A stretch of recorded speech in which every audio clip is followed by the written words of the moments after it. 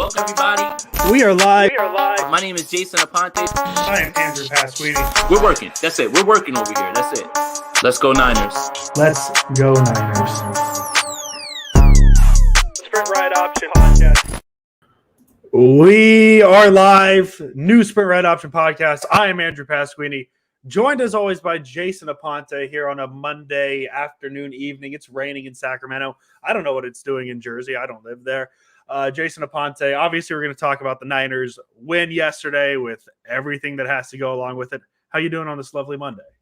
I'm doing good. And before we start real quick, I just wanted to issue a bit of an apology for some of my comments last night on the postgame show. My moment of frustration was pushed over to the point where it sounded like I was attacking anyone who was in favor of Jimmy Garoppolo starting. And I guess that's, obviously where we're going to start. Yeah. But it was more the frustration that I saw people victory lapping Trey Lance's injury. And that's really what pushed me to say the things about, I'm on your head, all that stuff, all those things. I was frustrated. I mean, I saw it. I had people parked in my mentions. I had people saying, I prayed that this would happen. I got extremely frustrated in the heat of the moment, instant reaction. I mean, shit, the national media even did it. I'm looking at you, Colin Cowherd. I'm looking at you, Mike Silver, right? So in that moment, when I was talking about the people that I would be going after, it was not anybody who wanted to see Jimmy Garoppolo start because you never wanted it to happen the way that it did. It was more about the people that were, even in my comment section, victory lapping Trey Lance. And I got frustrated and I probably shouldn't have done that. So yes, I apologize. And, I'm a work in progress and appreciate you guys for calling me out on it. When I'm wrong, I'm wrong. And I'll let you guys know for sure. Perfect. Thank you for that, Jason. So yeah, obviously we're going to talk about Trey Lance. We're going to talk about that entire situation. Niners win yesterday. So let's not bury, I guess, I don't want to call it the important news, but the news that Niner fans were hoping for. The 49ers beat the Seahawks 27-7. There's a lot to it, but we're obviously going to start this episode with the injury to Trey Lance, broken ankle, surgery today on two separate things, I believe it was, out for the season. And I want to say this up front. I'm going to try my best. Jason's going to try his best as well. We want to keep this conversation within what happened yesterday. I think the conversation about what the 49ers look like with Jimmy Garoppolo, that's more of a Friday conversation at this point because let's look at it realistically. The 49ers lost the future of their franchise yesterday for the season. And we're talking about a quarterback who's played 5 games the last 3 seasons, NFL plus college. So let's I don't want to necessarily focus on the Jimmy Garoppolo future aspect of it. We can talk about Garoppolo's game. I don't want to talk about what it means for the Niners as a whole until Friday. Let's talk about the game. Situation, 2nd and 8, Niners in the red zone. It looks like a read option, Jason. I tried to confirm it with Rich. I haven't got a text back. It looked like a read option. Counter bash. Is yeah, but it has an option on it. So it wasn't just a straight. Can we please stop calling it QB power, please? That's where I wanted to get to because that's the conversation that's probably going to be had here. The talk of Shanahan's, what he's doing with Trey Lance and the offense and all that stuff. I think that's the conversation we're going to direct ourselves to at some point here. 2nd and 8, it's a run. He gets his ankle rolled up under him. It bends the wrong way. The insane thing to me on the play, because I didn't see it until this morning, did he not? He must not have felt it. He tried to get up. He tried to walk away, and obviously it's a broken ankle, as we said, out for the season. So Jason, instant reaction before we get too deep on the thoughts. What was it with you? Yeah, I mean, 2 plays earlier, they had a 54-yard gain on the same sort of option play. So it's not necessarily, I mean, you did see design runs there. You did. But it wasn't a design run that he was hurt on. So I think I want to dispel that narrative a little bit. And if Kyle Shanahan sounds annoyed, it's because people are saying, well, you're running QB power. And I heard even some people say it's through the A-gap, nowhere near the A-gap either. So, again, it's a freak injury in that way. People can pull up all the running stats and all that stuff that they want, but quarterbacks can get hurt dropping back, non-contact. I mean, it's happened to Jimmy Garoppolo. It's happened to countless quarterbacks. It's the risk that you take when you play this violent game. This is the risk that you take anytime that you step on the field. It's just unfortunate now because it's robbed Trey Lance of not only his first year of development, but it pushes back and restarts the conversations around Trey Lance, which we just literally had to go through this entire offseason. It literally is going to be a vicious cycle of this again. Yeah. Inexperienced. Where is his development at? What can you do? Now you are doing that again. And I just don't like the idea of, obviously it's out of Trey's hands. I don't like the idea of him not playing this many football games for a long time. And that's just the issue, man. And I feel for the kid. Yes. The thing about it is the people that are being so malicious, like Colin Cowherd and so many other people, Trey Lance has never done anything to anybody but be gracious, nice, a good kid, stand up. If Trey Lance came in this league and he was super arrogant and he was, I'm about to rip the league up, this, and that, never once has that ever happened, man. I just have never seen a quarterback who was so nice to everybody, has done everything the right way, literally have this huge faction of people in the national media and part of the fan base, a small fraction of the fan base, though I don't want to make it seem like it's everybody, that have this utter disdain for the kid. And it's heartbreaking because the kid you just want to see the kid develop. But the shift focuses now, and the title of this episode is called Next Man Up. And that's exactly where it's going to be. And I think that this team, as much as I don't want to speak for you, Andrew, as much as I talked about, I think you got to cut the Band-Aid or rip the Band-Aid off. You got to cut them. Goodness gracious, thank God they kept Jimmy Garoppolo around, because this could be much worse on a Monday if we were looking at Nate Sudfeld or Brock Purdy. Yeah, and we'll get to that. As I said, I wanted to go back real quick with just the Shanahan play calling, and in terms of the situation they ran in. I watched the game. Obviously, I watched the game. I don't know why I said that. That's obvious.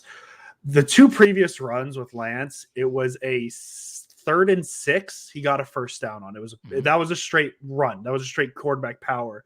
His second run was 3 plays later. It was a 2nd and goal. It was a draw play. It was a gain of 4, but 2nd and goal, 2nd and 11. So the play is a 2nd and 8. So we've already seen on that 5 to 15 yard area, Shanahan's going to run the ball up the middle. So in terms of the trend's there. So I don't know where people are confused. And then that was the other thing, because I didn't have the benefit. It's not a benefit. I didn't watch the game live yesterday. And so I come out of this wedding seeing the conversation of, running up the middle with Lance, running up the quarterback power stuff. And so I was expecting it to be a straight power. And that's not what it was. And so it's a situation where in that play, it is a Lance choice. He makes the decision. And I think he made the right read. My basic knowledge on the option is when the defensive end stands up, he's waiting for the running back. So Lance made the right read. I guess my long thing is I don't like trying to find blame for a freak injury. And that's what it is. Unfortunately, his ankle gets rolled up under him. How's that on anybody other than it just happens? Right. And that's football. And another thing, too, and this is the part that I think people aren't going to like, but I've got to say it. At this point in Lance's development, Kyle Shanahan believed the best way to convert third downs wasn't going to be from the pocket, was going to be with these runs, right?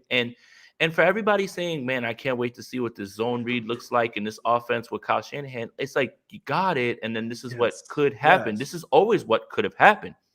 But my thing is, it's clear. Jimmy Garoppolo is no debate, is a more polished passer at this point in his career. I mean, he's been there, so that's fine. That's why you won't see them act the same way. But this tiptoeing act or this tightrope act of development and trying to win ball games is kind of hard, right? Like you have to think about that. So Kyle is trying to find a way to not only develop the kid, but put together drives that will lead to touchdowns and such. So if this is the way that he feels is best, you really can't argue, because right now in this part of Trey Lance's development, he is not the most polished passer at this point, and he does need work with that. Now, I understand. How do you work on that? You work on that in the game from the pocket. Okay. But when he has games where he's doing that and he's not completing passes and you're getting off the field and everything as well, you're taxing your defense. This is the tightrope act that I feel is now kind of coming to light, and I wish more people would think about. It's not about, running him into the ground. It's how do you sustain drives? How do you keep the drives moving? And that's how he was doing it with Trey Lance. Yeah, and that's my last kind of takeaway on it is saying he's running too much. And as I said, maybe he is. Maybe he's running him too much. But I thought the reason we gravitated towards Lance is what he could do with his legs and how they could use him. And remember the excitement when that video leaked of the triple option, like, oh my God, this offense, like, let's go. And in my view, if we wanted to use Trey Lance as a pocket passer, not utilize the legs and let him be, what's the difference between a running quarterback and a mobile quarterback, I guess? Because I guess that we could say he's been used as a running quarterback. People want him more as a mobile where he's a passer first, where he's looking to run. If you wanted a passer first, Jimmy Garoppolo is right there. If you wanted a passer first, it's not Jimmy Garoppolo. Mac Jones was at the third pick. The reason it's Trey Lance is because of the mobility and what he can offer. And Kyle Shanahan's always been a run-first guy, especially with the 49ers. Why wouldn't he use a quarterback to run when he has that weapon, especially with a quarterback who barely has played the last 3 years? So that's my thing on it. I guess that's where we'll leave it in terms of the Trey Lance development. It's unfortunate. It sucks. It's a bummer. And thank God for that Jimmy Garoppolo is still here. I guess that's really the caveat is Jimmy Garoppolo is still here. And now it's this weird transition because I've said, Jason, that this team is a weird mix between Super Bowl contender and kind of not rebuilding, but reworking a rookie quarterback, which I guess is a way to say rebuilding. And so they go from that to back to Super Bowl contenders because Jimmy Garoppolo is the more pro-ready guy. So I guess that's where we transition to the Jimmy Garoppolo conversation. Do you have last things on Lance before we move to the Garoppolo part? No, just get better. Get better, young man. Come back stronger. Yes. I think that he has the mental makeup to do it.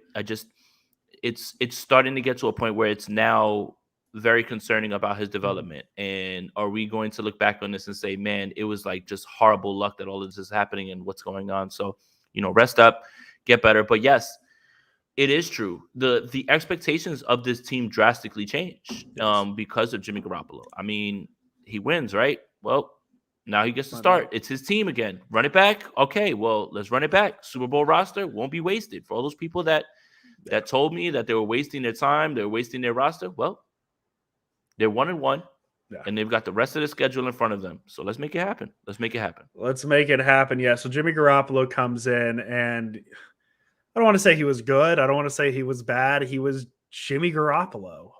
Pretty much the Jimmy Garoppolo experience. What I thought it was interesting, though, is before the injury, the Niners went run. The injury happened. Garoppolo comes in. Garoppolo comes in on a 3rd and 6, so that's a pass, obviously, right? Niners come back on the next drive. They go pass, run, pass. So they went from running the ball very heavily to passing the ball very heavily. I thought his best throw of the game, and I haven't watched the tape, it was the sideline throw to Ayuk that was kind of a back shoulder, and I thought Ayuk caught it. That was easily his best throw, but he wasn't anything special past the first down marker. He had a couple misfires. I thought he came in and got blown up on the first pass play he had. So welcome back, Jimmy Garoppolo. No offseason, no camp. You were back 3 weeks ago. I thought it was a totally fine Jimmy Garoppolo game. I guess the most exciting part about it is the Garoppolo sneak is back 2 for 2 on those with a touchdown. So I don't know, man. Like, I guess there's only so many ways we could say Jimmy Garoppolo had a Jimmy Garoppolo game. And this conversation is more about Trey Lance and Garoppolo's performance. But part of the story is Garoppolo's performance. It was fine. So, Jason, what about you? Yeah, and it's funny because a lot of people have this narrative, oh, look at the offense. It started opening up. But if you notice, in that third drive when Jimmy actually got it, he started in pistol. Well, why is Jimmy in pistol? So did they deviate away from what they were doing with Trey? No, they didn't. They didn't at all. Like, he's in pistol. Like, that's exactly what they were running with Trey.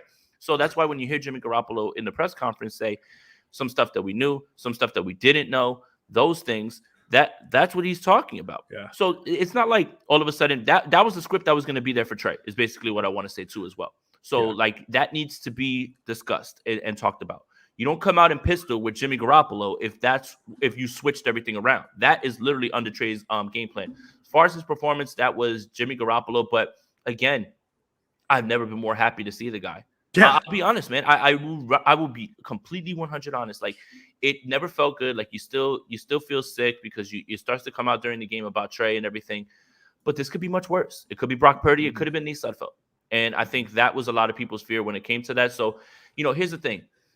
When you purchase insurance, it's not because you know something bad is going to happen. Yes. It's in case something bad Yes. happens. You purchase flood insurance in case of a flood. You hope that you never have to use it. You purchase car insurance in case of a car crash, just in case. You never want to have to use it. But the thing about insurance is it's there for you to do that. And that's it. So, look, here we go. I addressed this, Flav. If you want, go back to the beginning of the video. I am not going to address it again. Thank you for the donation. I apologize for what I said, and I contextualized it by saying there were people that were lapping up Trey Lance's injury in the comments on Twitter at me. I was frustrated. I shouldn't have worded it like that. Those people that I was saying they got their wish, those were specific people that were saying, I prayed to God. I saw someone on Twitter. I prayed to God that they would put Jimmy back in. These were the things that were being said. Again, I apologize. I'm sorry that you felt that way. And again, I don't know how best to say it. Yeah, we got that at the top, Flay, but Jason addressed again. Thank you for the donation, though. We appreciate it. So let's now transition away from the quarterback. I think we had as much 15 minutes on the quarterback position. That's where it's at. 49ers win 27-7. Let's get back in that mindset. The Niners won. They're 1-1. They are, I guess, technically in first place in the NFC West. The whole division's 1-1. They are in first place. Because they have a divisional win, so that's the tiebreaker. They're in there first. There it is. So Niners are in first place. Look at that. Look at that. We're back. It's like Chicago never happened, Jason. As a whole, the defense is why this team won the game. The defense was unbelievable. Ton of pressure. Nick Bosa, 2 sacks. Talanoa Hufanga, like another very solid game. Almost had another pick. Keep mentioning me all you want if you would like. I'm fine being wrong on Hufanga. He looked really good. Mooney Ward. Well, okay, I guess that's my first question. What the hell was that Seahawks play, man? Well, Mooney Ward's interception? What the hell? When I did the pregame show, or I think I said it on the preview, Seattle was going to empty the bag because their offense can't get it done. Like, they're not good on offense. So they had to figure out ways to do that. They ran a trick play where they threw the ball back to Geno Smith and they threw it up to DK Metcalf that ended up being called back. That DJ Dallas play in the red zone. It just shows how inferior Seattle is. And remember what we were talking about, during the preview about you're only traumatized because of Seattle. It's just because of Seattle. They are not good. And let me rile up the 49er fans. Seattle stinks. Welcome to the new era. We kicked the door down. It's done. Pete, it's a new day. Russell ain't coming in to save you, little bro. So Seattle stinks. This defense did exactly what they do to inferior teams. They're 4th, I believe, in points for, 1st in yards allowed. They literally didn't give up a score. So I'm going to put it down as a shutout. A blocked field goal is not on the defense. That's on the special teams. Yeah. So, the 49ers took care of business with an inferior team. Those were the types of things that they had to do to even the playing field a little, like just a little. They needed a fake punt. They needed one of those throws. Like that's the thing is more than anything, that's an inferior team. That's what the 49ers can do to inferior teams. And that's honestly what they should have done in week 1, but whatever. Week 1's done. Congrats to the Bears. The Bears didn't have such a good showing this week. And now look, so now the 49ers are 1-1. It's almost like week 1 didn't happen. I like the mention of the blocked field goal as well, Jason, because in my mind, like that was the test. Because my first thought was like, oh God, here we go again. It starts with the special teams play, and and then the Avalanche just never came. The Niners held their ground. And that's the other thing too. The blocked field goal kind of skewed this a little bit because the Niners got back-to-back possessions. They killed Seattle in the second half time of possession. 21 minutes in the second half to 9. They had 2 7.5-minute drives, including the final touchdown, which, by the way, the third down play, you mentioned Garoppolo in the pistol, was also an option play, if I remember correctly, the third down right before the quarterback sneak. So just using Garoppolo as Lance. That's how we'll fix this. Garoppolo, 30 runs a game. Nice and simple. And rushing touchdown. And a rushing touchdown. So it's just the whole Jimmy Garoppolo experience. The defense dominated. Kyle Shanahan, dare I say, in his bag the second half, just because of how well they controlled the game with the ground game. And I think the funny thing is, especially with that last drive, like in order to have those long drives, you can't just have a chunk play after chunk play. It's just like 4 yards, 3 yards, 6 yards. And the Niners chewed it away. They had the ball majority of the second half. The game was never in doubt. That's really the long way of saying what I'm going to say is the game was never in doubt. It wasn't a typical Seattle game. I am officially saying the curse of Seattle has been lifted. Yeah, it's a new day. That's it. Russell, the boogeyman ain't there anymore. This ain't your dad's Seattle Seahawks. Yes. Let's put it like that. Like, so yeah, not really too much there. But yeah, the defense is as good as advertised. They're gonna get tested this week, and we'll wait for Friday. But yeah, at this point, the defense has been everything. Nick Bosa is on pace for 22 and a half sacks and 82 pressures. I don't know if that's good, but I mean, there's a lot of players that had a really good game. The defensive line was eating. I felt Charles Omenihu was great. I thought Kevin Givens was great. They had about 5 quarterback hits, bunch of tackles for losses. Defense was flying around. This is what you do against an inferior opponent, man. So yeah, I mean, that's exactly what you do. And Flav, thank you again for the donation, buddy. Agree, Seattle sucks and win means nothing, but Jimmy off shoulder surgery, no real reps, over 100 passer rating in the rain was pretty impressive. And dare I say, I looked a little stronger. I mean, there was a couple shots. There was a couple shots. He somebody said it in the comments. He definitely was pass interference hunting at some point. He got a couple of. I mean, one the Ayuk one, the first one was so funny because it was just one of those where he underthrew it so bad it just was forced to be a pass interference. But yeah, he had a couple of those. He did stretch it. I don't know if Ayuk has to catch that pass. Ayuk has to catch that pass, man. Was that the one in the end zone?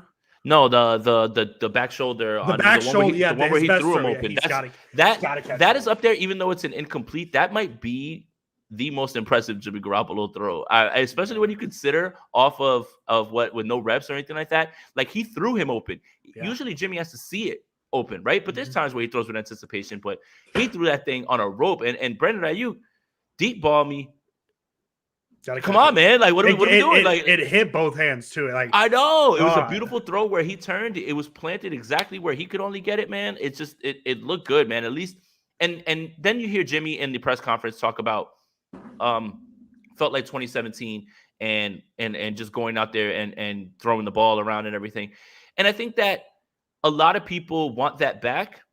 And it's funny that he brought that up because that's going to change, obviously. Like, Kyle's going to get back to the structure and all that stuff and everything. Yeah. But it did feel like that. It did feel a little bit more like Jimmy was like, you know what? I'm going to let it rip. It feels like he has his second audition now for everybody else. Yeah. And you know what? Maybe we're going to maybe we'll do this whole same song and dance in the entire offseason all over again about bringing him back and stuff like that. But yeah, I mean, yeah, Jimmy was Jimmy, man. And that's the good thing is this could be Brock Purdy or Nate Sudfeld, and you would have no idea what to expect. At least we know what to expect going forward. And to show you the Jimmy Garoppolo effect, Vegas opened up the line against Denver and they were dogs. Jimmy Garoppolo gets inserted into the game, and now the 49ers are road 1.5 favorites in Denver. That's the Jimmy Garoppolo effect. It's because Jimmy Garoppolo's got that dog in him. You can't make him a dog. I see people saying what happens to Danny Gray. I don't know what happens to Danny Gray, but for what it's worth, he had 2 targets yesterday. Both were Jimmy Garoppolo targets. One was a deep shot. So take that as you may, but I don't know what it means. I don't know if it'll change too much. Because the Niners have always kind of had that, not always. Marquise Goodwin never really changed much. He would run straight routes, things like that. So I don't know Danny Gray too much. Jeff Wilson, pretty solid game as well. Running game as a whole was solid. Debo better as a receiver, didn't have drops. I don't think he had one. He had 2 last week, none this week. I don't know, man. This was just really a complete Niners win. Yeah. The 3 stars last week, 3 stars. We're not transitioning yet, but like we'll get there. 3 stars last week. It was tough because I couldn't think of one. This week, I feel like there's quite a few choices. So one of mine is going to shock people. Oh my God, I think I know who it is. But, and he might be on my list too. I'm very excited to get there now. So I did the grades, the positional grades on Niners Nation. You guys should check that out. And pretty much it was A's and B's everywhere. The only reason I gave the tight ends a C was because Tyler Kroft got injured and Ross Dwelly had 1 catch. They weren't really, seen, and obviously George Kittle didn't play. But I titled it Bittersweet Domination. And that's pretty much what it felt like at this point. I mean, the offensive line was great. I mean, the Jeff Wilson looked great. The defense was lights out. I mean, Mr. Wisnowski forced a fumble with his amazing punt. Like it's just everything. Everything went into this one. So yeah, it just has that dark cloud over it because of what happened with Trey. But this was a complete victory, man, and in all phases of the game. And this is what you expect from this team. Yeah, and you mentioned the offensive line as well. Definitely, I haven't watched the film yet, so I haven't specifically seen Aaron Banks stuff. I see Very people in the good. comments mentioning Very him. good. Very good. I know we don't like PFF here. 81.8 run blocking grade. Take When that it fits as you our narrative, may. we like it. Well, yeah, it's our narrative. It fits. So yeah, just a solid game from the offensive line, and it feels like because there was that weird conversation we mentioned last week, Jason, where the offensive line felt like it was bad, but kind of looking at the numbers, rewatching it, it wasn't as bad as it felt like. Very solid yesterday. I don't think Williams allowed a pressure. He had one pressure allowed. Banks had one pressure allowed per PFF. I know everywhere. So PFF gave Drake Jackson a sack on Bosa's second sack. I don't remember that one. I don't. I Yeah, mean, I saw him in the backfield on he it, was but in the area, but Bosa held him, got him down, and then Jackson was in, and they gave him a sack for that as well. I was like, wait, when did Jackson get his first career sack? But Pro Football Reference and credit him with it. So Kerry Hyder had a pressure. He was trying to really ratchet up that revenge game. The one guy that we forgot revenge game, Brian Schneider. Special teams coach. He was the one who dialed up that fake punt that kind of knocked the 49ers back last year's Seattle game. So Brian Schneider revenge game, even though his special teams unit had a block punt and allowed a block field goal, that allowed the only points. Yeah, so there it is. So I guess that's really it. I mean, it was a straightforward win. Obviously, the quarterback situation. Well, we'll talk more about what Garoppolo means for the 49ers here, on Monday, or no, today's Monday, Friday, when we preview the Denver game. But yeah, the monkeys off the back with the Seahawks. The Niners are 1-1. Denver looking a little more vulnerable than maybe we thought. They didn't look great against Houston last week or this and week. They're injured. Yeah, so maybe now we're talking. Not to get too far ahead of ourselves, it's more winnable than we thought entering the season because Russell Wilson, Denver was scary. St. Louis, Los Angeles not looking great either. They had that blown lead against the Falcons. So, Jason, you talked about Monday or on Friday how important must-win situation. Now the Niners are 1-1. Next two might be a little more winnable than we thought on Friday. So Niners could start rolling here. Yeah, and that's what makes this league so week to week, and that's why you can't go overboard with the schedule, because you're absolutely right. You have that Denver game circled, and you're like, man, that's going to be a tough game. Well, I mean, Denver looked horrible yesterday. Russell Wilson looked horrible, but now Jerry Jeudy's injured. Patrick Surtain is injured. Mm-hmm. So teams change week to week. That's why you can't overreact to the schedule in any way. Like, it's a fun little exercise to say, hey, this, and then you remember you thought it was Trey Lance, but again, Vegas seems to favor the 49ers, and obviously I completely understand it. Now, the one thing that we can take away that, obviously the Trey Lance injury is going to be is up front, but, TDP, the injury. So now it's Jordan Mason and Marlon Mack at this point, and Deebo Samuel. So, Jeff Wilson. They're just, and Jeff Wilson. So it's going to have to be those guys that are going to have to pick up the slack. I expect to see Deebo Samuel 5 to 8 again, every way. Jordan Mason should get some burn at this time. Yes. I mean, he had a tackle on special teams, but it's Jordan Mason's time. So if you stashed him in fantasy, you might just get the benefits reaped at this point with that. So I mean, it's going to be interesting. I mean, it's week to week and people change and teams change. I mean, Arizona barely won. They were about to be 0-2 if the Raiders didn't choke. The Rams almost blew the game to the Falcons. The Seahawks lost, and who's the other team? Oh, the 49ers won, and that's why they're in first place. So yeah, again, week to week, you always gotta go based off of that. And if week one is the biggest outlier, and usually teams that win in week one, surprisingly, it's usually their biggest win of the season. They usually don't win too much. Perfect. Yeah. And just to mention the news you mentioned, and I was going to get to Tyrion Davis-Price, high ankle sprain, out a couple weeks. Tyler Kroft, I believe, a sprained MCL. He's out a few weeks. And then the news directly after the game that we haven't touched on, Dre Greenlaw signs a 2-year extension with the San Francisco 49ers. So he'll be here through, what is that, 2025? I don't know. Signed it before the game too, and boy, that would have been awkward. Looked a little energized.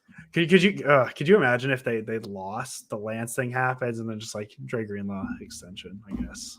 Cool. Yeah. But hey, Greenlaw's here. So Jason, let's get to the 3 stars. I think this is an interesting conversation. Since we're getting positive, I'm going to switch my hat because I was going to use this as my win hat. I bought this. And I don't know if you saw it on Twitter. This is the win hat. This might be the win hat for the rest of the season. It didn't feel like a great day to unveil it, but the win hat rest of the season, we'll get there. My third star, Jason, and I tell you, I like to use my third star on players that don't get as much attention. I want to talk about 4 more years, Mitch Wishnowsky. 3 punts, 2 inside the 20, the muffed punt that led to a touchdown. Mitch Wishnowsky, third star, 4 more years. He angled the punt, the muff punt. He kind of took that step to the side. I'm going to call it a knuckle punt. But there it is. Mitch Wishnowsky, my third star of the game.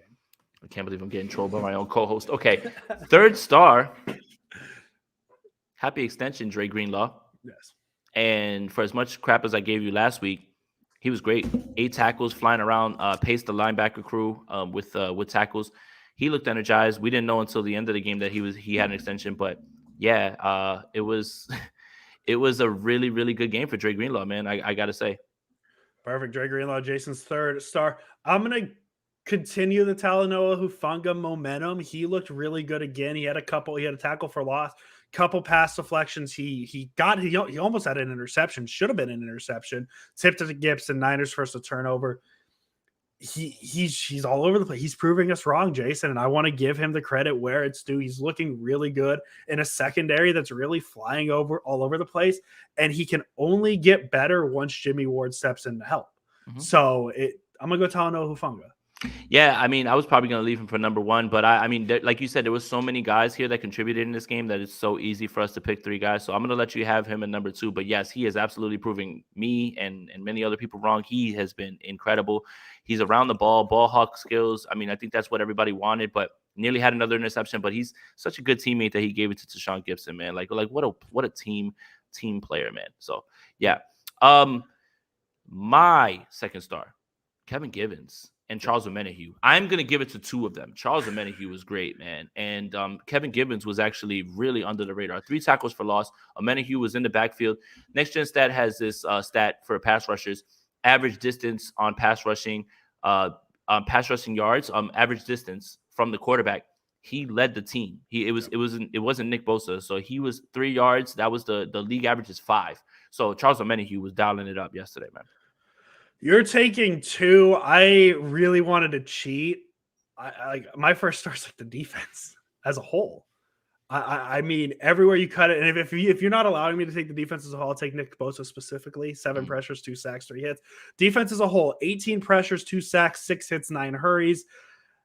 Seattle, I'm not great at math, Jason. I think I counted this right. Seattle ran 47 plays yesterday. 8 of them were in 49er territory. Mm-hmm.